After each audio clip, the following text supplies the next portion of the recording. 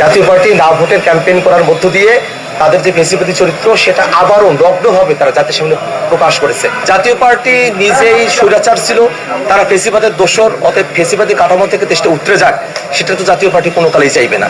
এবং এই কারণে তারা চায় যে তারা যেভাবে ফেসিবাদী কায়দায় দেশ চালিয়েছে, যেভাবে গৃহপালিত বিরোধী দল থেকেছে তেমন করেই দেশটা চলুক, এই কারণেই জাতীয় পার্টি না ভোটের পক্ষে বলেছে। জাতীয় নাগরিক পার্টি এনসিপি মনোনয়নে এবং 10 দলীয় জোটের সমর্থনে রংপুর 4 পীরগাছা কাউনিয়া আসন থেকে আমি এবার ত্রয়োদশ জাতীয় সংসদ নির্বাচনে প্রতিদ্বন্দ্বিতা করছি।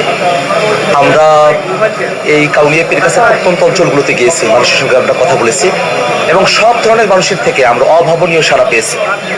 এবং মানুষের যে জনসমর্থন, মানুষের যে আবেগ এবং মানুষেরা যেভাবে শাপলাকলি মার্কায় ভোট দেওয়ার জন্য প্রস্তুতি গ্রহণ করে রেখেছেন, আমরা আশাবাদী ইনশাআল্লাহ কাউনিয়া পীরগাছায় রংপুর 4 আসনে আল্লাহ রাব্বুল আলামিন আমাদেরকে 12 তারিখে বিজয়ী করে নিয়ে আসবেন।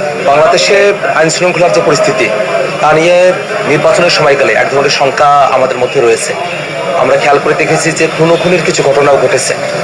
গতকাল ঢাকায় মিরপুরে মারামারির ঘটনা ঘটল। এই সবগুলো জিনিস কিন্তু আইন শৃঙ্খলা পরিস্থিতির অবনতিকে নির্দেশ করে। আমরা সেই 5 আগস্টের পর থেকে বলে এসেছি, যারা ফেসিবাদের দোসর এবং যারা গণহত্যার সাথে সম্পৃক্ত ছিল তাদেরকে যদি গ্রেফতার করে শাস্তির আওতায় নিয়ে আসা সম্ভবপর হতো, যদি অবৈধ অস্ত্র যেখানে আছে সেগুলো উদ্ধার করা হতো, সেক্ষেত্রে আইন শৃঙ্খলা পরিস্থিতিকে অনেকটাই কন্ট্রোলে রাখা সম্ভবপর হতো। আবার পুলিশ বাহিনীকে আমরা ঢেলে সাজানোর কথাও বলেছি। আপনারা সম্প্রতি খেয়াল করে দেখেছেন যে অস্ত্র উদ্ধার করতে গিয়ে র্যাবের একজন সদস্য তিনি নিহত হয়েছেন।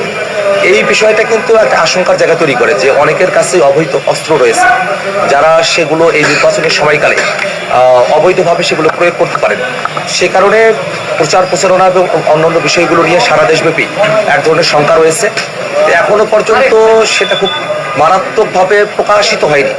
সুপ্তভাবে যে সংখ্যাগুলো রয়েছে এবং যা বিচ্ছিন্নভাবে সামনে চলে এসেছে, এটা কিন্তু ইঙ্গিত বহন করে যে সুপ্তভাবে এই সংখ্যাটা কতটা প্রকট। এবং আমরা এই কারণে সরকারের কাছে এবং বিশেষত নির্বাচন কমিশনের কাছে আমরা আহ্বান জানাই যে আইন শৃঙ্খলা বাহিনীকে যেন সার্বক্ষণিক 24/7 যেন তাদেরকে প্রস্তুত রাখা হয় এবং যে কোনো ধরনের পরিস্থিতি তারা যেন সাহসের সাথে মোকাবিলা করতে পারে এবং নিরপেক্ষতার সাথে মোকাবিলা করতে পারে, সেটা সব থেকে বড় কনসার্নের বিষয়। ফেসিবাদী কাঠামো থেকে রাষ্ট্রটাকে উত্তরণের জন্যই সংস্কার প্রস্তাবনাগুলো নিয়ে আসা হয়েছে। জাতীয় পার্টি নিজেই স্বৈরাচার ছিল, তারা ফেসিবাদের দোসর, অতএব ফেসিবাদী কাঠামো থেকে দেশটা উতরে যাক সেটা তো জাতীয় পার্টি কোনো কালেই চাইবে না। এবং এই কারণে তারা চায় যে তারা যেভাবে ফেসিবাদী কায়দায় দেশ চালিয়েছে, যেভাবে গৃহপালিত বিরোধী দল থেকেছে তেমন করেই দেশটা চলুক, এই কারণেই জাতীয় পার্টি না ভোটের পক্ষে বলেছে।